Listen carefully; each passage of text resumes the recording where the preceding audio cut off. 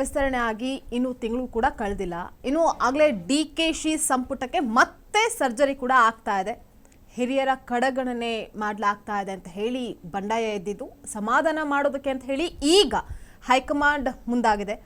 3 ರಿಂದ 5 ಜನ ಸಚಿವರ ಕೈ ಬಿಡೋದಕ್ಕೆ ಮುಂದಾಗಿದ್ದು ನಾಳೆ ಅಥವಾ ನಾಡಿದ್ದು ಬುಧವಾರ ಅಥವಾ ಗುರುವಾರ ದೆಹಲಿಗೆ ಡಿಕೆ ಶಿವಕುಮಾರ್ ಅವರು ಹೋಗ್ತಾ ಇದ್ದಾರೆ ಅನ್ನುವಂತಹ ಸುದ್ದಿ ಕೂಡ ಕೇಳಿ ಬರ್ತಾ ಇದೆ. ಯಾರಿಗೆ ಶಾಕ್, ಯಾರಿಗೆ ಲಕ್ ಅನ್ನುವಂತಹ ಸಸ್ಪೆನ್ಸ್ ಕೂಡ ಇದಾಗಿದೆ. ಇನ್ನು ಫೋಕಸ್ ಟಿವಿ ಸ್ಫೋಟಕ ಸುದ್ದಿಯನ್ನ ಕೂಡ ರಿವೀಲ್ ಮಾಡ್ತಾ ಇದೆ. ಇದೇ ಇವತ್ತಿನ ಎಕ್ಸ್ಪೋಸ್. ನಾನು ನಿಶ್ಚಿತ.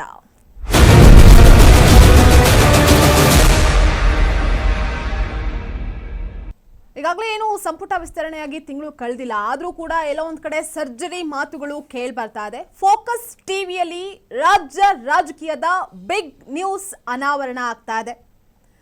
ಡಿಕೆ ಶಿವಕುಮಾರ್ ಅವರ ಕ್ಯಾಬಿನೆಟ್ನ ಎಕ್ಸ್ಕ್ಲೂಸಿವ್ ಸುದ್ದಿಯನ್ನ ನಿಮ್ಮ ಮುಂದೆ ನಾವು ಇಡ್ತಾ ಹೋಗ್ತಾ ಇರ್ತೀವಿ. ಇನ್ನು ಒಂದೇ ತಿಂಗಳಲ್ಲಿ ಸಂಪುಟದಲ್ಲಿ ಅದಲು ಬದಲು ಆಟ ಆರಂಭ ಆಗಿದೆ. ಡಿಕೆ ಶಿವಕುಮಾರ್ ಅವರ ಸಂಪುಟದಲ್ಲಿ 3 ರಿಂದ 5 ಜನ ಸಚಿವರಿಗೆ ಕೋಕ್ ನೀಡುವಂತಹ ಸಾಧ್ಯತೆ ಕೂಡ ಇದೆ ಅನ್ನುವಂತಹ ಮಾಹಿತಿ ಫೋಕಸ್ ಟಿವಿಗೆ ಲಭ್ಯವಾಗಿದೆ. ಹಿರಿಯ ಸಚಿವರನ್ನ ಕೈಬಿಡೋದಕ್ಕೆ ಹೈಕಮಾಂಡ್ ಚಿಂತನೆಯನ್ನ ನಡೆಸ್ತಾ ಇದೆ ಅನ್ನುವಂಥದ್ರ ಕುರಿತಾಗಿ ಉನ್ನತ ಮೂಲಗಳಿಂದ ಮಾಹಿತಿ ಫೋಕಸ್ಗೆ ಲಭ್ಯವಾಗಿದೆ. ಬುಧವಾರ ಅಥವಾ ಗುರುವಾರ, ನಾಳೆ ಅಥವಾ ನಾಡಿದ್ದು ಡಿಕೆ ಶಿವಕುಮಾರ್ ಅವರು ದೆಹಲಿಗೆ ತೆರಳುತ್ತಾರೆ ಅನ್ನುವಂಥದ್ರ ಬಗ್ಗೆ ಕೂಡ ಮಾಹಿತಿ ಲಭ್ಯ ಆಗಿದೆ. ಹೈಕಮಾಂಡ್ ಜೊತೆಗೆ ಚರ್ಚೆಯನ್ನ ಮಾಡಿ ಡಿಕೆ ಶಿವಕುಮಾರ್ ಅವರು ಪಟ್ಟಿಯನ್ನ ಫೈನಲ್ ಮಾಡುವಂತಹ ಸಾಧ್ಯತೆಯೂ ಸಹ ಇದೆ ಅನ್ನುವಂಥದ್ರ ಕುರಿತಾಗಿ ಮಾಹಿತಿ ಲಭ್ಯ ಆಗಿರುವಂತಹದ್ದು. ಅದರಲ್ಲೂ ಪ್ರಮುಖವಾಗಿ ಈಗಾಗಲೇ ಸಾಕಷ್ಟು ಜನ ಸಚಿವರು ಸಿಕ್ಕಿರುವಂತಹ ಖಾತೆ ಏನಿದೆ ಅದರಲ್ಲಿ ಅವರಿಗೆ ಸಮಾಧಾನ ಕೂಡ ಇಲ್ಲ. ಅಸಮಾಧಾನವನ್ನ ಹೊರಹಾಕಿದ್ರು. ಯಾವ ಖಾತೆ ಬೇಕು, ಯಾವ ಖಾತೆ ಬೇಡ ಅನ್ನುವಂತಹ ವಿಚಾರಕ್ಕೆ ಸಂಬಂಧಪಟ್ಟಂತೆಯೂ ಕೂಡ ಆ ಖಾತೆಗಳಲ್ಲಿ ಸಹ ಎಲ್ಲೋ ಒಂದು ಕಡೆ ಅಸಮಾಧಾನ ಭುಗಿಲೆದಿತ್ತು. ಅದು ಸಮಾಧಾನ ಆಗಿದೆ. ಆದರೆ ಇನ್ನು ಮುಂದಿನ ದಿನಗಳಲ್ಲಿ ಸಾಕಷ್ಟು ಚೇಂಜಸ್ ಆಗುತ್ತೆ ಅನ್ನುವಂಥದ್ರ ಬಗ್ಗೆ ಕೂಡ ಮಾಹಿತಿ ಇದೆ. ಇದ್ರ ಬಗ್ಗೆ ಮಾತನಾಡ್ತಾ ಹೋಗೋದಕ್ಕೆ ನನ್ನ ಜೊತೆಗೆ ಜಾಯಿನ್ ಆಗಿದ್ದಾರೆ ಫೋಕಸ್ ಟಿವಿ ಮುಖ್ಯಸ್ಥರಾಗಿರುವಂತಹ ಹೇಮಂತ್ ಅವರು. ಹಾಯ್ ಸರ್, ಕಾರ್ಯಕ್ರಮಕ್ಕೆ ಸ್ವಾಗತ. ಇನ್ನು ನನ್ನ ಕೊಲೀಗ್ ಹಬೀಬ್ ಅವರು ಸಹ ಜಾಯಿನ್ ಆಗಿದ್ದಾರೆ. ಹಾಯ್ ಸರ್, ಕಾರ್ಯಕ್ರಮಕ್ಕೆ ಸ್ವಾಗತ. ಸರ್, ಇನ್ನು ಮೊದಲನೇದಾಗಿ ನೋಡ್ತಾ ಹೋಗೋದಾದ್ರೆ ಈಗ ಸಂಪುಟ ಸರ್ಜರಿ ಮತ್ತೆ ಅನ್ನುವಂಥದ್ರ ಬಗ್ಗೆ ಕೇಳಿ ಬರ್ತಾ ಇದೆ. ಒಂದೊಂದು ಖಾತೆ ಈಗ ಏನು ಸಾಕಷ್ಟು ಜನರಿಗೆ ಕೋಕ್ ನೀಡುವಂತಹ ಸಾಧ್ಯತೆ ಇದೆ ಅನ್ನುವಂಥದ್ರ ಬಗ್ಗೆ, ಇದ್ರ ಬಗ್ಗೆ ನೋಡ್ತಾ ಹೋಗೋದಾದ್ರೆ ಇದು ಕ್ಯಾಬಿನೆಟ್ ಏನಾಗ್ಬಿಟ್ಟಿದೆ ಅಂದ್ರೆ ನಿಶ್ಚಿತ ಇವರೇನು ಒಂದೇ ದಿನದಲ್ಲಿ ಕ್ಯಾಬಿನೆಟ್ ಎಕ್ಸ್ಪಾನ್ಷನ್ ಮಾಡಿಲ್ಲ. ಮೊದಲು ಡಿ ಕೆ ಶಿವಕುಮಾರ್ ಅವ್ರ ಜೊತೆಗೆ 13 ಜನ ಮಂತ್ರಿಗಳು ಪ್ರಮಾಣ ವಚನ ಸ್ವೀಕರಿಸಿದ್ರು. ಆಮೇಲೆ ಹಗ್ಗ ಜಗ್ಗಾಟ ನಡೀತು. ಅದಾದಮೇಲೆ ಡಿ ಕೆ ಶಿವಕುಮಾರ್ 3 ಬಾರಿ ದೆಹಲಿಗೆ ಹೋದರು. ಅಲ್ಲಿ ಹೈಕಮಾಂಡ್ ವರಿಷ್ಠರು ಅವರಿಗೆ ಗ್ರೀನ್ ಸಿಗ್ನಲ್ ಕೊಡಲಿಲ್ಲ. ಅದಾದ ಮೇಲೆ ಅಳೆದು ತೂಗಿ ಅನ್ನೋದಕ್ಕಿಂತ ಇದೊಂಥರ ಗಜಪ್ರಸವ ಅನ್ನೋ ರೀತಿ ಇದು ಟೈಮ್ ತಗೊಂಡಿತ್ತು. ಅದಾದಮೇಲೆ ಒಂದು ಪಟ್ಟಿ ಬಿಡುಗಡೆ ಮಾಡಿದ್ರು. ಅದರಲ್ಲಿರೋ ಒಂದು ಹೆಸರನ್ನು ಕೂಡ ಕಿತ್ತಾಕಿದ್ರ ಮೇಲೆ ಗಾಯತ್ರಿ ಅವ್ರದ್ದು. ಅದಾದಮೇಲೆ ಮಂಕಾಳ ವೈದ್ಯ ಅವ್ರನ್ನ ಚೇಂಜ್ ಮಾಡಿದ್ರು. ಗೊಂದಲಗಳು ಯಾವ ರೀತಿ ಅಂದರೆ ಈ ಒಂದು ಮಂತ್ರಿಮಂಡಲ ವಿಸ್ತರಣೆ ಸಂದರ್ಭದಲ್ಲೇ ಈ ಸರ್ಕಾರ ಇಷ್ಟು ಗೊಂದಲದಲ್ಲಿದೆ ಅಂದರೆ ಇನ್ನು ಬೇರೆ ಬೇರೆ ವಿಚಾರವನ್ನ ಎಷ್ಟು ಗಂಭೀರವಾಗಿ ಪರಿಗಣಿಸುತ್ತೆ ಈ ಸರ್ಕಾರ. ಅಂದ್ರೆ ಸರ್, ಇಲ್ಲಿ ನಾವು ಗಮನಿಸಬೇಕಾದಂತಹ ವಿಚಾರ ಏನಂತಂದ್ರೆ 2023ರ ಚುನಾವಣೆಯಲ್ಲಿ ಬಹುಮತದೊಂದಿಗೆ ಕಾಂಗ್ರೆಸ್ ಅಧಿಕಾರಕ್ಕೆ ಬಂದಿದ್ದು ಗ್ಯಾರಂಟಿ ಅನ್ನುವಂತಹ ಅಸ್ತ್ರವನ್ನ ಇಟ್ಕೊಂಡು. ಆ ಗ್ಯಾರಂಟಿ ಒಂದ್ ಕಡೆ ಮೂಲೆ ಗುಂಪಾಯ್ತಾ, ಇವರ ಏನು ಸಮಸ್ಯೆಗಳೇನಿದೆ ಅದನ್ನ ಬಗೆಹರಿಸಿಕೊಳ್ಳುವಂತಹ ನಿಟ್ಟಿನಲ್ಲಿ ಈ ಕಡೆ ಸಮಸ್ಯೆ ಕೂಡ ದಿನದಿಂದ ದಿನಕ್ಕೆ ದೊಡ್ಡದಾಗ್ತಾನೆ ಹೋಗ್ತಾ ಇದೆ ವಿನಃ ಅದನ್ನ ಬಗೆಹರಿಸಿಕೊಳ್ಳೋದಕ್ಕೂ ಆಗ್ತಾ ಇಲ್ಲ. ಹೈಕಮಾಂಡ್ ಕೂಡ ಇದಕ್ಕೆ ಎಷ್ಟೇ ತಣ್ಣೀರನ್ನ ಹೆಚ್ಚೋದಕ್ಕೆ ಮುಂದಾದ್ರೂ ಕೂಡ ಇದ್ರ ಬಗ್ಗೆ ಏನು ಹಿರಿಯ ನಾಯಕರನ್ನ ತಣ್ಣಗ್ ಮಾಡೋಕ್ ಆಗ್ತಾ ಇಲ್ಲ. ಏನಾಗ್ತಾ ಇದೆ ಅಂದ್ರೆ ಈ ಹಿರಿಯ ನಾಯಕರು ಅಥವಾ ಕಿರಿಯ ನಾಯಕರು ಅನ್ನೋದಕ್ಕಿಂತ ಒಂದ್ ರೀತಿ ಮುಖ್ಯಮಂತ್ರಿ ಬದಲಾವಣೆ ಅನ್ನೋದು ಏನಾಯ್ತಲ್ಲ ಹಬೀಬ್ ಅವರೇ, ಮುಖ್ಯಮಂತ್ರಿ ಬದಲಾವಣೆ ಆದ್ಮೇಲೆ ಇಲ್ಲಿ ಒಂದ್ ರೀತಿ ಬೆಂಕಿ ಹೊತ್ಕೊಳ್ತು ಅಂತ. ಸಿದ್ದರಾಮಯ್ಯ ಸೈಲೆಂಟ್ ಆಗಿ ಬಿಟ್ಟು ಕೊಟ್ರು. ಆದ್ರೆ ಬಿಟ್ಟು ಕೊಟ್ಟ ಮೇಲೆ ಈ ಆಕ್ಷನ್ ಏನು ಇಲ್ಲ ಅಂದ್ರೂ ಸೈಡ್ ಎಫೆಕ್ಟ್ ಏನಿರುತ್ತಲ್ಲ, ಸೈಡ್ ಎಫೆಕ್ಟ್ ಇಲ್ಲಿ ಕೆಲಸ ಮಾಡ್ತಾ ಇದೆ ಅನ್ನುವಂಥದ್ದು. ಅದಾದ್ಮೇಲೆ ಇದು ಡಿ ಕೆ ಶಿವಕುಮಾರ್ ಕ್ಯಾಬಿನೆಟ್, ಸಿದ್ದರಾಮಯ್ಯನವರು ಹೇಳಿರುವಂತ ಕ್ಯಾಬಿನೆಟ್ ಅಥವಾ ಹೈಕಮಾಂಡ್ ಹೇಳಿರುವಂತ ಕ್ಯಾಬಿನೆಟ್ ಗೊತ್ತಾಗ್ತಾ ಇಲ್ಲ. ಈಗ ಹೈಕಮಾಂಡ್ನವರೇ ಪಟ್ಟಿಯನ್ನ ಫೈನಲ್ ಮಾಡಿದ್ಮೇಲೆ ಈಗ ಮತ್ತಿವ್ರು ದೆಹಲಿಗೆ ಹೋಗಿ ಪಟ್ಟಿಯನ್ನ ಬದಲಾಯಿಸೋ ಅವಶ್ಯಕತೆ ಏನಿರುತ್ತೆ? ಡಿ ಕೆ ಶಿವಕುಮಾರ್ ಪಟ್ಟಿ ಅಂದ್ರೆ ಹೈಕಮಾಂಡ್ ಏನೋ ಹೇಳ್ತಾ ಇದೆ, ಬದಲಾಯಿಸಬೇಕು ಅಂದ್ರೆ ಬೇರೆ ವಿಚಾರ. ಈಗ ಹೈಕಮಾಂಡ್ ಪಟ್ಟಿಯನ್ನ ಮುಖ್ಯಮಂತ್ರಿ ಬದಲಾಯಿಸ್ತಾರ ಅಲ್ವಾ? ಯಾರನ್ನು ತಗೊಳ್ಬೇಕು, ಯಾರನ್ನು ತಗೊಳ್ಬಾರ್ದು, ಅವರ ಜಾತಿ ಲೆಕ್ಕಾಚಾರ ಏನು, ಆಮೇಲೆ ಪ್ರಾದೇಶಿಕ ಸಮಾನತೆಯ ಆಧಾರ ಏನು, ಮುಂಬರುವ ಚುನಾವಣೆಯನ್ನು ಗಮನದಲ್ಲಿಟ್ಕೊಂಡು ಸಂಘಟನೆಯ ವಿಚಾರವಾಗಿ ಯಾವ ರೀತಿ ಇವರು ಕ್ಯಾಬಿನೆಟ್ ಎಕ್ಸ್ಪಾನ್ಷನ್ ಮಾಡಿದ್ರು, ಓಕೆ, ಸರ್ಕಾರದ ಇಮೇಜ್ ಅನ್ನು ಯಾವ ರೀತಿ ಗಟ್ಟಿಗೊಳಿಸ್ಲಿಕ್ಕೆ, ವರ್ಚಸ್ಸನ್ನು ಹೆಚ್ಚಿಸಲಿಕ್ಕೆ ಯಾವ್ಯಾವ ಮುಖಗಳನ್ನು ಇವರು ತೆಗೆದುಕೊಂಡ್ರು? ಕಾಂಗ್ರೆಸ್ನ ತತ್ವ ಸಿದ್ಧಾಂತ ಬದ್ಧತೆಯನ್ನು ಸಾರಿ ಸಾರಿ ಹೇಳುವಂಥ ನಾಯಕರು ಯಾರಿದ್ದಾರೆ ಈ ಕ್ಯಾಬಿನೆಟ್ಟಲ್ಲಿ? ತಮ್ಮ ಅಧಿಕಾರ ಆಡಳಿತಾತ್ಮಕ ದೃಷ್ಟಿಕೋನದಿಂದ ರಾಜ್ಯದ ಯುವಜನರನ್ನು ಸೆಳೆಯುವಂಥ ನಾಯಕರು ಯಾರಿದ್ದಾರೆ ಈ ಕ್ಯಾಬಿನೆಟ್ಟಲ್ಲಿ? ಅಥವಾ ಮುಂದೇನಾದರೂ ಇದೇ ಆಧಾರದ ಮೇಲೆ ಕ್ಯಾಬಿನೆಟ್ ಎಕ್ಸ್ಪಾನ್ಷನ್ ಮಾಡ್ತಾರಾ, ಅಥವಾ ಯಾರೋ ಬೇಜಾರುಗೊಂಡಿದ್ದಾರೆ ಅವರಿಗೆ ಕೊಡೋಣ ಅಂತ ಇರೋರನ್ನು ತೆಗಿತಾರೋ? ಹಾಗಾಗಿ ಗೊಂದಲದ ಗೂಡು. ಡಿ ಕೆ ಶಿವಕುಮಾರ್ ಮುಖ್ಯಮಂತ್ರಿ ಆದಮೇಲೆ ಅವರಿಗೆ ಒಂದು ಸರಿಯಾದಂತಹ ಪಿಕಪ್ ಸಿಕ್ಕಲಿಲ್ಲ, ಇನ್ನು ಟೇಕ್ ಅಪ್ ಆಗಲಿಲ್ಲ ಸರ್ಕಾರ. ಸದನವನ್ನು ಒಂದಿನ ಮೊದಲೇ ಮೊಟಕುಗೊಳಿಸಿದ್ರು. ಪಲಾಯನವಾದ ಅಲ್ವಾ ಸರ್ಕಾರದಿದು? ಚರ್ಚೆ ಮಾಡಲಿಕ್ಕಾಗಲ್ಲ, ವಿಪಕ್ಷಗಳ ಟೀಕೆಯನ್ನು ಎದುರಿಸಲಿಕ್ಕಾಗಲ್ಲ, ವಿಪಕ್ಷಗಳ ಪ್ರಶ್ನೆಗೆ ಉತ್ತರ ಕೊಡಬಲ್ಲಂತ ಒಬ್ಬ ಸಂಸದೀಯ ಪಟುಗಳು ಈ ಸರ್ಕಾರದಲ್ಲಿಲ್ಲ. ಯಾರಿದ್ದಾರೆ ಸರ್ಕಾರವನ್ನು ಸಮರ್ಥವಾಗಿ ಸಮರ್ಥನೆ ಮಾಡಿಕೊಳ್ಳುವಂಥ ಸಚಿವರು ಯಾರಿದ್ದಾರೆ ಈ ಸರ್ಕಾರದಲ್ಲಿ? ಕೃಷ್ಣ ಬೈರೇಗೌಡರು ಒಬ್ಬರು ಅದು ಇದು ಮಾತಾಡ್ತಾರೆ ಬಿಟ್ರೆ ಮತ್ತೆ ಯಾರಿದ್ದಾರೆ? ಕದನ ಕಲಿಗಳು ಅನ್ನೋಂಥವ್ರು ಯಾರಿದ್ದಾರೆ? ಮೊದಲು V S Ugrappa, V R Sudarshan, J C ಮಾಧುಸ್ವಾಮಿಯವರು, Y S V Datta, B L Shankar, ಇಷ್ಟೆಲ್ಲ ಜನ ಇದ್ರಲ್ಲ. ಈಗ ಯಾರಿದ್ದಾರೆ? ಸಿದ್ದರಾಮಯ್ಯನವರು ಬರ್ತಾ ಇಲ್ಲ. ಡಿ ಕೆ ಶಿವಕುಮಾರ್ ಸರ್ಕಾರವನ್ನು ಸಮರ್ಥನೆ ಮಾಡಿಕೊಳ್ಳುವಷ್ಟು ಮಾತುಗಾರ ಅಥವಾ ಆ ರೀತಿಯ ಒಂದು ಸಂಸದೀಯ ಪಟ್ಟು ಅನ್ನೋದನ್ನು ಇಲ್ಲಿವರೆಗೂ ತೋರಿಸ್ಕೊಂಡಿಲ್ಲ. ಸತೀಶ್ ಜಾರಕಿಹೊಳಿ ಯಾವ ರೀತಿ ಮಾತಾಡ್ತಾರೆ? ಅವರು ಸರ್ಕಾರವನ್ನು ಸಮರ್ಥಿಸ್ಕೊಳ್ತಾರ? ಅದಿಲ್ಲ. ಎಂ ಬಿ ಪಾಟೀಲ್ ಅವರು ಮಾತಾಡ್ಲಿಕ್ಕಾಗಲ್ಲ. ಯಾರು ಮಾತಾಡ್ತಾರೆ ಮತ್ತೆ ಸರ್ಕಾರವನ್ನು ಸಮರ್ಥನೆ ಮಾಡ್ಕೊಳ್ಳೋಂಥದ್ದು ಯಾರು ಮಾತಾಡ್ತಾರೆ? ಓಕೆ, ಸರ್ಕಾರವನ್ನ ಒಂದು ಸರ್ಕಾರ ಜೀವಂತ ಇದೆ ಅನ್ನೋದೇ ಗೊತ್ತಾಗ್ತಾ ಇಲ್ಲ. ಅದು ನಿನ್ನೆಗೇನೆ ಸದನವನ್ನ ಮೊಟಕುಗೊಳಿಸಿದ್ರಲ್ಲ, ಅದು ಸರ್ಕಾರಕ್ಕೆ ಒಂದು ರೀತಿ ಕಾಂಗ್ರೆಸ್ಗೆ ಸೆಟ್ ಬ್ಯಾಕ್. ಅದು ಖಂಡಿತ, ನೋ ಡೌಟ್.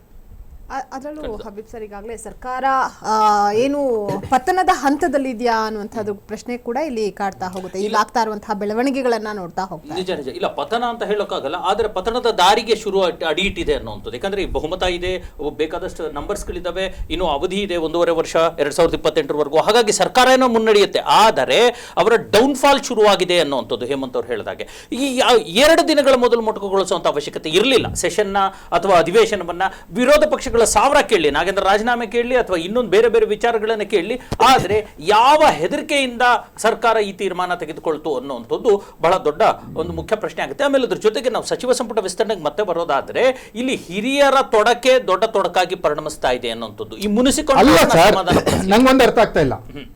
ಈ ಹಿರಿಯರು ಹಿರಿಯರು ಹಿರಿಯರು ಏನು ಹಿರಿಯರು? ಇದು ಈಗಿರೋ ಕಿರಿಯರು ಯಾರು? ಯತೀಂದ್ರ ಯಾವ ಕಿರಿಯ?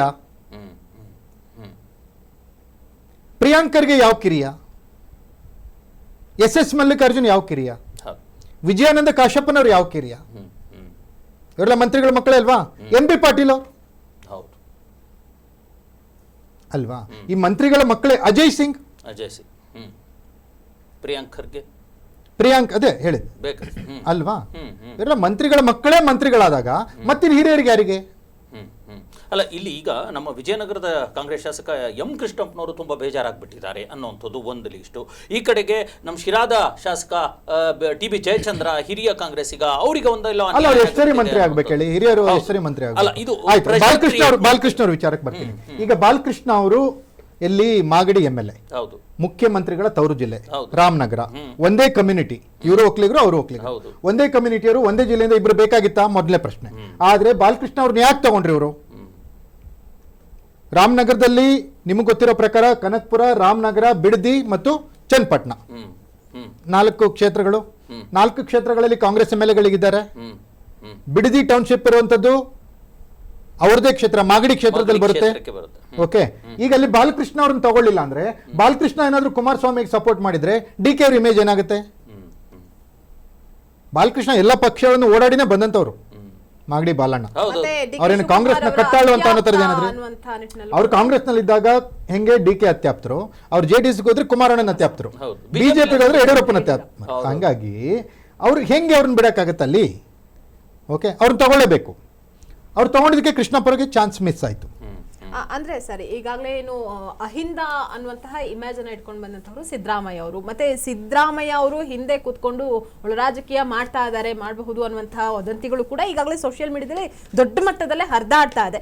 ಇಲ್ಲಿ DK ಶಿವಕುಮಾರ್ ಅವರಿಗೆ ಸಿದ್ದರಾಮಯ್ಯ ಅವರು ಸಾಥ್ ಕೊಡ್ತಾ ಇಲ್ವಾ? ಹಾಗಿದ್ರೆ ಕೊಟ್ಟಿದ್ರೆ ಇನ್ನಷ್ಟು ಸರ್ಕಾರವನ್ನ ಒಂದ್ ಹಂತಕ್ಕೆ ತುಂಬಾ ಕ್ಲೀನ್ ಆಗಿ ಸಾಫ್ಟ್ ಆಗಿ ತೆಗೆದುಕೊಂಡು ಹೋಗ್ತಾ ಇದ್ದಾರೆ. ನೋಡಿ ಮೇಡಮ್, ಒಂದು ವಿಚಾರ ತಿಳ್ಕೊಂಬಿಡಿ.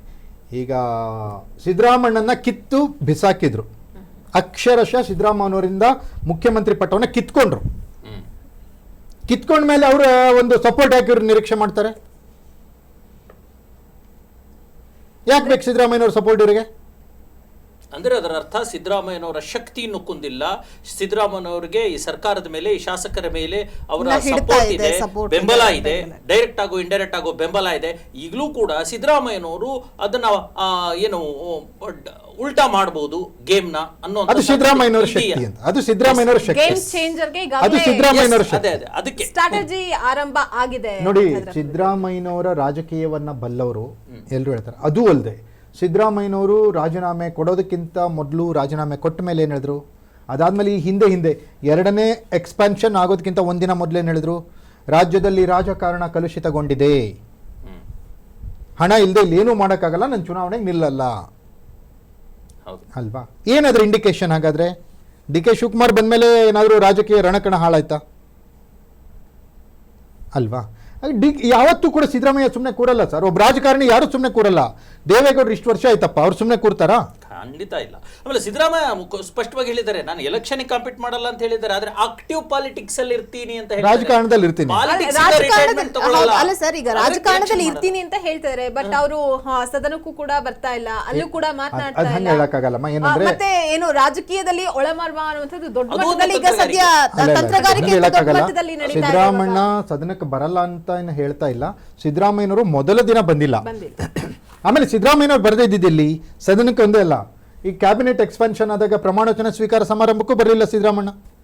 ಬಿ ಕೆ ಹರಿಪ್ರಸಾದ್ KPCC ಕಚೇರಿಗೆ ಬನ್ನಿ ಅಂತ ಕರೆದ್ರೂ ಹೋಗಿಲ್ಲ KPCCಗೆ. ಮೊನ್ನೆ ನಡೆದಂತಹ CLP ಮೀಟಿಂಗ್ ಕೂಡ ಸಿದ್ದರಾಮಯ್ಯ ಬಂದಿಲ್ಲ. ಕಾಂಗ್ರೆಸ್ ಶಾಸಕಾಂಗ ಸಭೆಗೆ ಸಿದ್ದರಾಮಯ್ಯನವರು ಬಂದಿಲ್ಲ. ನೇರವಾಗಿ ಅವರ ಅಸಮಾಧಾನವನ್ನ ಹೊರಹಾಕ್ತಾರೆ. ಅದಂಗೆ ಹೇಳಕ್ಕಾಗಲ್ಲ. ಅವರೇ ಹೇಳಿದಾರಲ್ಲ, ಒಬ್ಬ MLA ಏನ್ ಮಾಡ್ಬೇಕು ಅದು ಮಾಡ್ತಿದ್ದೀನಿ ನಾನು ಅಂತ. ಈಸ್ ನಾಟ್ ಅ ಮಿನಿಸ್ಟರ್ ನಾವು, ಅವ್ರ ಮಂತ್ರಿಗಳಲ್ಲ.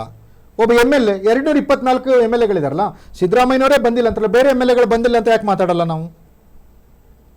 ಅವ್ರ ಹುದ್ದೆ ಏನೀಗ? ಶಾಸಕರು ಮಾತ್ರ.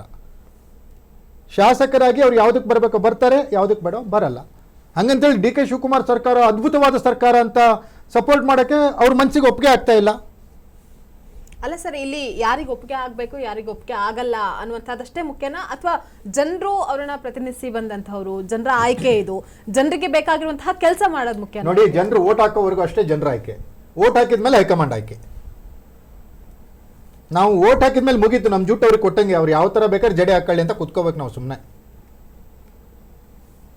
ಓಕೆ, ಈ ಒಬ್ಬೊಬ್ಬ ಮಂತ್ರಿಯನ್ನ ಯಾರನ್ನು ತಗೊಳ್ಬೇಕು ತಗೋಬಾರ್ದು ಅನ್ನೋದನ್ನೇ ಇವ್ರು ಹೈಕಮಾಂಡ್ ಹೋಗಿ ರಾಹುಲ್ ಗಾಂಧಿ ಅವ್ರು ಒಪ್ಪಿಗೆ ಪಡೆದು ಮಾಡ್ತಾರಂದ್ರೆ ಜನರ ಆಯ್ಕೆ ಏನಿದೆ ಇದರಲ್ಲಿ?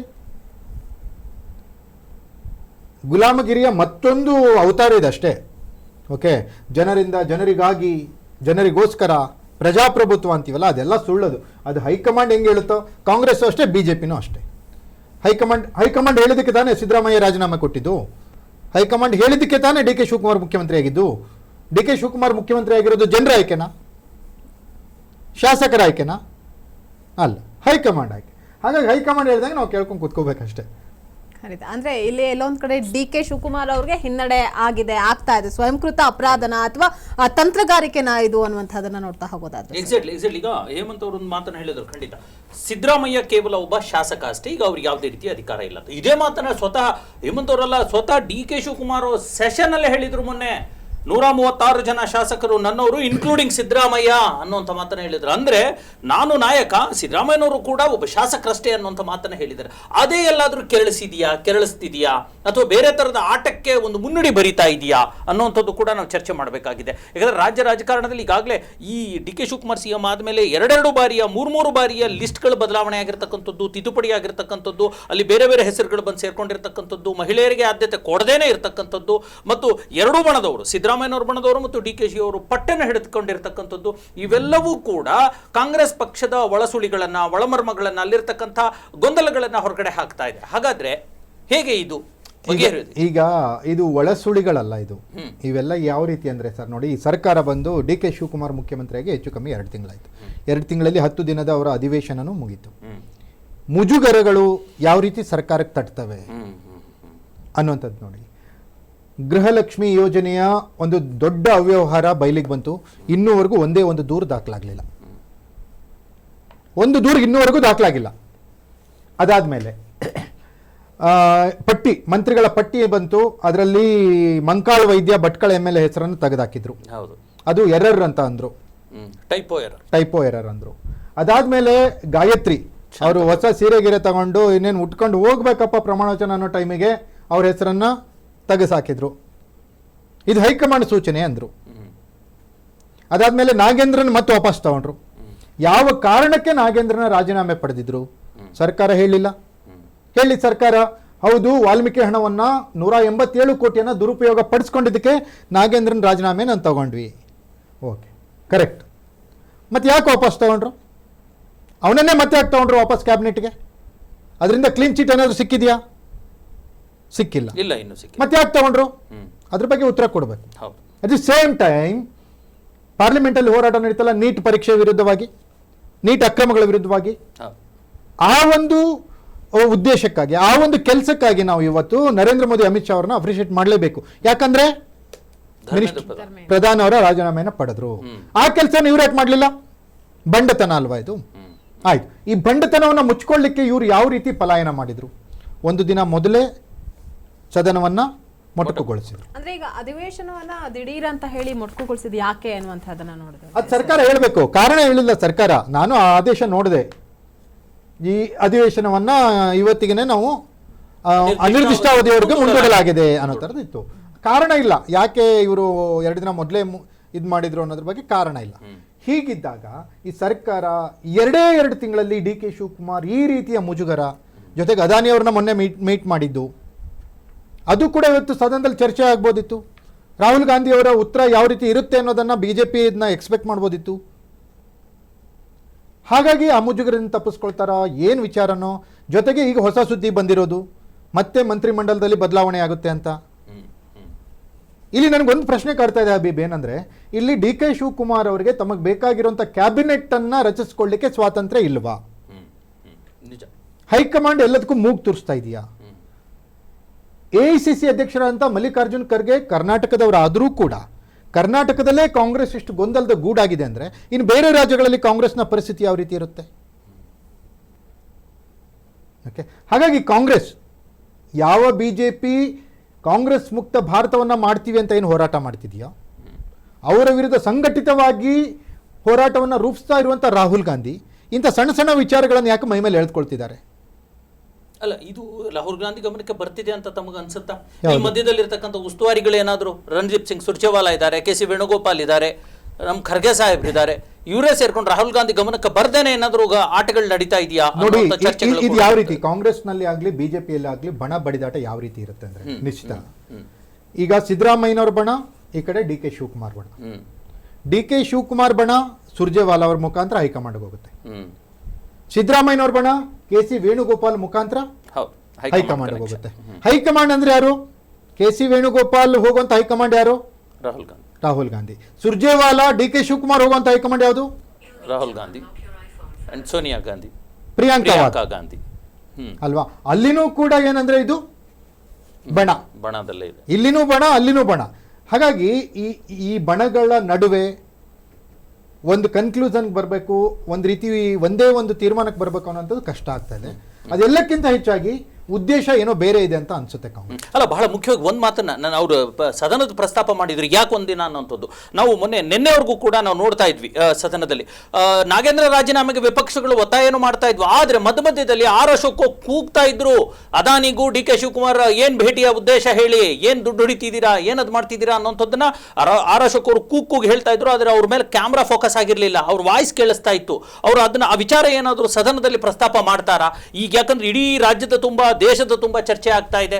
ರಾಷ್ಟ್ರೀಯ ಮಾಧ್ಯಮಗಳಲ್ಲೂ ಕೂಡ DK Shivakumar will be next BJP CM for Karnataka ಅನ್ನುವಂತ ಚರ್ಚೆ ನಡೀತಾ ಇದೆ. ಹಾಗಾಗಿ ಇದು ಬರುತ್ತಾ ಚರ್ಚೆ? ಏನಾಗ್ಬಿಟ್ಟಿದೆ ಗೊತ್ತಾ ಸರ್, ಇವೆರಡೂ ರಾಜಕೀಯ ಪಕ್ಷಗಳು, ಇವೆರಡೂ ದೇಶಕ್ಕೆ ಎಷ್ಟು ದೊಡ್ಡ ಕಂಟಕ, ಎರಡೂ ದೇಶಕ್ಕೆ ಎಷ್ಟು ಮಾರಕ ಅಂದ್ರೆ ಅಲ್ಲಿ ವಿರೋಧ ಪಕ್ಷದ ನಾಯಕ ರಾಹುಲ್ ಗಾಂಧಿ ಮಾತಾಡುವಾಗ ಆಟೋಮೆಟಿಕ್ಲಿ ಮೈಕ್ ಆಫ್ ಆಗ್ಬಿಡುತ್ತೆ. ಹೌದೌದು.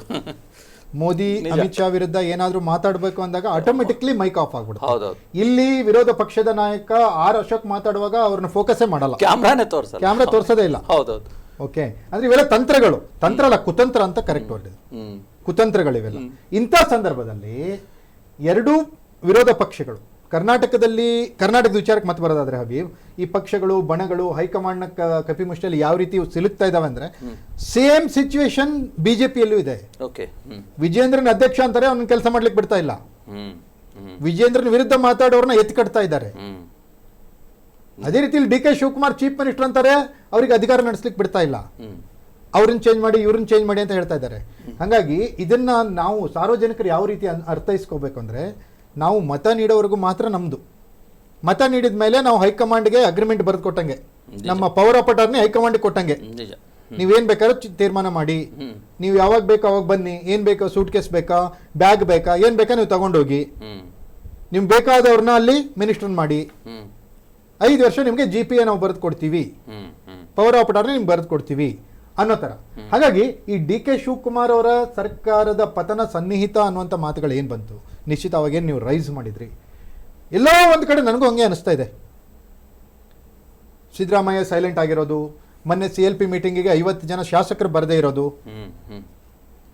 ಆಮೇಲೆ ತೀರಾ ಇತ್ತೀಚೆಗೆ ನಡೀತಾ ಇರುವಂಥ ಬೆಳವಣಿಗೆಗಳು, ಸತೀಶ್ ಮತ್ತೆ ಯತೀಂದ್ರ ಮೀಟ್ ಆಗಿರೋದು, ಆಮೇಲೆ JDS ಸದಸ್ಯರು ಮೀಟಿಂಗ್ ಮಾಡ್ತಾ ಇದ್ದಂಥ ಹೋಟೆಲ್ಗೆ ದಿಢೀರ್ನೆ ಸಿದ್ದರಾಮಯ್ಯನವರು ಭೇಟಿ ನೀಡಿರೋದು, ಇವೆಲ್ಲ ನೀವು ನೋಡಿದ್ರೆ ಕರ್ನಾಟಕದಲ್ಲಿ ರಾಜಕಾರಣ ಮತ್ತೊಂದು ದಿಕ್ಕಿನತ್ತ ಹೊರಳಿದ್ರು ಕೂಡ ಅಚ್ಚರಿ ಪಡಬೇಕಾಗಿಲ್ಲ ಅನ್ಸುತ್ತೆ. ಎಕ್ಸಾಕ್ಟ್ಲಿ. ಕೆ ಎನ್ ರಾಜಣ್ಣ ಅವ್ರ ಮಗನೂ ಕೂಡ ರಾಜೇಂದ್ರ ಅವರು ದೇವೇಗೌಡರನ್ನ ಹೋಗಿ ಭೇಟಿ ಮಾಡಿ ಬರ್ತಾರೆ. ಬೀಂಗೆ ಕಾಂಗ್ರೆಸ್ MLC ದೇವೇಗೌಡ ಅವರನ್ನ ಹೋಗಿ ಭೇಟಿ ಮಾಡಿ ಬರುವಂತದ್ದು ಎಲ್ಲೋ ಬೇರೆ ಪರ್ಯಾಯ ಮಾರ್ಗ ಕಂಡುಕೊಳ್ತಾ ಇದೆಯಾ ಅನ್ನೋಂಥದ್ದು ಹೇಮಂತ್ ಹೇಳೋ. ಅಂದ್ರೆ ಸರ್, ಇಲ್ಲಿ ಒಂದು ದಿನ ಮುಂಚಿತವಾಗಿ ಸದನವನ್ನ ಏನು ಮೊಟಕುಗೊಳಿಸುವಂತ ಒಂದ್ ಕಡೆ ಆದ್ರೆ, ಈಗ ಸೋಷಿಯಲ್ ಮೀಡಿಯಾದಲ್ಲೂ ಕೂಡ ತುಂಬಾ ದೊಡ್ಡ ಮಟ್ಟದಲ್ಲಿ ಚರ್ಚೆ ಆಗಿದ್ದು, ಅಥವಾ ಮಾಧ್ಯಮದಲ್ಲೂ ಕೂಡ ಚರ್ಚೆ ಆಗಿದ್ದು, ಅದಾನಿ ಅವರು ಡಿ ಕೆ ಶಿವಕುಮಾರ್ ಅವರನ್ನ ಭೇಟಿಯಾದಂತಹ ವಿಚಾರ.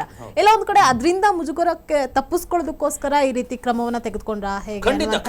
ಖಂಡಿತ. ನಾನು ಹೇಳಿದೆ, ಅಶೋಕ್ ಅವರು ಕೂಗ್ತಾ ಇದ್ರು ಅಧಿವೇಶನದಲ್ಲಿ, ಅದಾನಿ ಮತ್ತು ಡಿ ಕೆ ಶಿವಕುಮಾರ್ ಅವರ ಭೇಟಿ ರಹಸ್ಯ ಏನು, ಹೊರಗಡೆ ಬಂದ್ಬಿಡ್ತೀರಿ, ದುಡ್ಡು ಹೊಡೆದು ಬಿಡ್ತೀರಾ, ನೀವು ಪಾರ್ಕ್ ಹಾಳು ಮಾಡ್ತಿದ್ದೀರಾ, ಎಲ್ಲ ಜನಗಳ ಮುಂದೆ ಬರಬೇಕು, ನಮ್ಮನ್ನು ತೋರಿಸ್ತಾ ಇಲ್ಲ ಅಂತಂದೇಳಿ ಲಿಟ್ರರಿ ಕೂಗ್ತಾ ಇದ್ರು ಅಶೋಕ್ ಅವರು. ಆದ್ರೆ ಅದು ಯಾಕೋ ಗೊತ್ತಿಲ್ಲ, ವಾರ್ತಾ ಮತ್ತು ಪ್ರಸಾರ ಇಲಾಖೆ ಅವರು ಅವ್ರ ಮೇಲೆ ಫೋಕಸ್ ಮಾಡಲಿಲ್ಲ, ಅವ್ರ ಮಾತುಗಳಿಗೆ ಆದ್ಯತೆಯನ್ನು ಕೊಡ್ಲಿಲ್ಲ. ಅವ್ರ ಪಾಪ ಯಾವುದೋ ಒಂದು ಕ್ಷಣದಲ್ಲಿ ಅವ್ರನ್ನ ತೋರಿದಾಗ ಹೇಳಿಬಿಟ್ರು, ಅದು ಯಾರು ನಮ್ಮ ಮೇಲೆ ಫೋಕಸ್ ಮಾಡ್ತಾ ಇಲ್ಲ, ಪ್ರತಿಪಕ್ಷದ ಮೇಲೆ ಅವ್ರನ್ನ ಒದ್ದು ಹೊರಗೆ ಹಾಕಿ ಅನ್ನುವಂಥ ಮಾತನ್ನ ಹೇಳಿದ್ರು ಆ ಇಲಾಖೆಗೆ ಸಂಬಂಧಪಟ್ಟ ಹಾಗೆ. ಹಾಗಾಗಿ ಇದು ದೊಡ್ಡ ತಿರುವು ಪಡ್ಕೋಬಹುದು, ಅಥವಾ ಈ ವಿಚಾರ ನಾಗೇಂದ್ರ ವಿಚಾರದ ಜೊತೆಗೆ ಅದಾನಿ ವಿಚಾರ ಪಟ್ಟು ಹಿಡಿದು ಕೂತ್ಕೋಬಹುದು ಅನ್ನುವಂಥ ಒಂದು ತಂತ್ರಗಾರಿಕೆಯಿಂದ ಹೆದರಿ ಏನಾದ್ರೂ ಮೊಟಕುಗೊಳಿಸಿದ್ರ ಅಲ್ಲ. ಅದು ಕರೆಕ್ಟ್. ಈಗ ಅವ್ರನ್ನ ಏನು ಅವರು ಶಬ್ದವನ್ನ ಪ್ರಯೋಗ ಮಾಡಿದ್ರಲ್ಲ, ಅಶೋಕ್ ಅವ್ರನ್ನ ಒದ್ದು ಹೊರಗಾಕಿ, ಕ್ಯಾಮ್ರಾ ಯಾರು ಇಟ್ಕೊಂಡಿದ್ದಾರೆ ಇಲಾಖೆಯವ್ರನ್ನ, ಅದೇ ವಾಕ್ಯವನ್ನ ಅದೇ ಮಾತುಗಳನ್ನು ಅವ್ರು ಕೇಂದ್ರ ಸರ್ಕಾರಕ್ಕೆ ಹೇಳ್ತಾರ? ರಾಹುಲ್ ಗಾಂಧಿ ಅವರ ಮೈಕ್ ಆಫ್ ಮಾಡಿದವ್ರನ್ನ ಒದ್ದು ಹೊರಗಾಕಿ ಅನ್ನುವಂಥ ಮಾತನ್ನ ಏನಾದ್ರೂ ಅಶೋಕ್ ಹೇಳ್ತಾರ? ಆಯ್ತಾ. ಈ ವಿಚಾರಕ್ಕೆ ಬರೋದಾದ್ರೆ, ಸರ್ಕಾರ ಯಾಕೆ ಮತ್ತೆ ಈಗ ಯಾವುದು ಮಂತ್ರಿಗಳ ಬದಲಾವಣೆಗೆ ಕೈ ಹಾಕ್ತಾ ಇದೆ, ಈಗ ಏನ್ ನಡೀತಾ ಇದೆ ಬೆಳವಣಿಗೆ, ಯಾಕೆ ಕೈ ಹಾಕ್ತಾ ಇದೆ ಅಷ್ಟು ಆತುರವಾಗಿ? ಯಾಕೆ ಹಾಗಾದ್ರೆ ಕ್ಯಾಬಿನೆಟ್ ಎಕ್ಸ್ಪಾನ್ಷನ್ ಮಾಡ್ತು? ಅಧಿವೇಶನವನ್ನ ಈ ಮೊದಲೇ ಘೋಷಣೆ ಮಾಡಿದ್ರಿಂದ ತೀರಾ ತುರ್ತಾಗಿ ಅವತ್ತು ಕ್ಯಾಬಿನೆಟ್ ಎಕ್ಸ್ಪಾನ್ಷನ್ ಆಗ್ಲೇಬೇಕಿತ್ತು. ಹಂಗಾಗಿ ಏನಾದ್ರೂ ಇವ್ರು ಮಾಡ್ಕೊಂಡು ಬೀಸೋದೊಣೆಯಿಂದ ತಪ್ಪಿಸ್ಕೊಂಡ್ರ?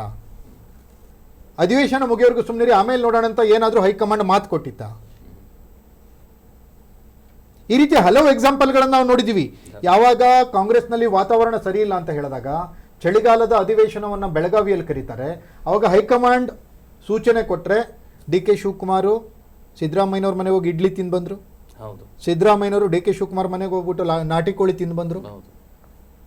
ಅದು ಅಧಿವೇಶನ 2 ದಿನ ಮೊದಲು. ಈ ಅಧಿವೇಶನದ 2 ದಿನ ಮೊದಲು ಸಚಿವ ಸಂಪುಟ ವಿಸ್ತರಣೆ ಆಗುತ್ತೆ. ಹಂಗಾದ್ರೆ ವಿರೋಧ ಪಕ್ಷಗಳ ಕಿವಿಗೆ ಹೂವಿಡ್ಲಿಕ್ಕೆ, ಜನರ ಕಣ್ಣಿಗೆ ಮಂಕು ಬೂದಿಯನ್ನು ಇರಿಸಲಿಕ್ಕೆ ಕಾಂಗ್ರೆಸ್ನವರು ಈ ತರ ಏನಾದ್ರೂ ತಂತ್ರಗಳನ್ನ ಪ್ರತಿ ಬಾರಿ ಮಾಡ್ತಾ ಇದ್ದಾರಾ? ಅಂದ್ರೆ ಸರ್, ಇದು ಎಷ್ಟು ದಿನ ವರ್ಕೌಟ್ ಆಗುತ್ತೆ, ಹೇಗೆ ವರ್ಕೌಟ್ ಆಗುತ್ತೆ? ಅಲ್ಲ, ಈ ಸರ್ಕಾರದ ಮೇಲೆ ಅಥವಾ ಪಕ್ಷದ ಮೇಲೆ ಯಾವ ರೀತಿ ಡ್ಯಾಮೇಜ್ ಆಗುತ್ತೆ, ಇದು ಡ್ಯಾಮೇಜ್ ಕಂಟ್ರೋಲ್ ಹೇಗೆ? ನೋಡಿ ಮೇಡಮ್, ಈಗ ಸರ್ಕಾರದ ಮೇಲೆ ಯಾವ ರೀತಿ ಪರಿಣಾಮ ಬೀರುತ್ತಂದ್ರೆ, ಯಾವ ಸರ್ಕಾರ ಬಂದರೂ ಕರ್ನಾಟಕದ ಸ್ಥಿತಿ ಹಿಂಗೆ ಅನ್ನುವಂಥದ್ದು ಅಂತ ಅರ್ಥ ಆಗ್ಬಿಟ್ಟಿದೆ ಎಲ್ರಿಗೂ. BJP ಬಂತಂದ್ರೆ 3 ಜನ ಮುಖ್ಯಮಂತ್ರಿಗಳು ಬದಲಾಗ್ತಾರೆ. ಕಾಂಗ್ರೆಸ್ ಬಂತಂದ್ರೆ ಈ ತರ ಕಿತ್ತಾಡ್ಕೊಂಡು ಹೊಡೆದಾಡ್ಕೊಂಡು ಈ ತರ ಮಾಡ್ಕೋತಾರೆ, ಬಹುಮತ ಕೊಟ್ಟರು. ಆಯ್ತಾ? ಹಾಗಾಗಿ ಯಾವ ಬಂದ್ರೂ ಸರ್ಕಾರದ ಮೇಲೆ ಇದೇ ರೀತಿ ಪರಿಣಾಮ. ಇನ್ನು ಜನರ ಮೇಲೆ ಯಾವ ರೀತಿ ಪರಿಣಾಮ ಅಂದ್ರೆ, ಯಾವುದೇ ಸರ್ಕಾರ ಬಂದರೂ ಜನರು ದುಡಿಬೇಕು, ಟ್ಯಾಕ್ಸ್ ಕಟ್ಟಬೇಕು ಅಷ್ಟೇ. ಯಾವ ಸರ್ಕಾರ ಬಂದ್ರೂ ಅಷ್ಟೇ, ದುಡಿಬೇಕು, ಟ್ಯಾಕ್ಸ್ ಕಟ್ಟಬೇಕು. ಈ ಕಾಂಗ್ರೆಸ್ ಪರವಾಗಿ ಕೆಲಸ ಮಾಡಿರೋರು BJP ಸರ್ಕಾರ ಬಂದರೆ ಕೇಸ್ ಹಾಕಿಸ್ಕೋಬೇಕು, ಜೈಲಿಗೆ ಹೋಗ್ಬೇಕು.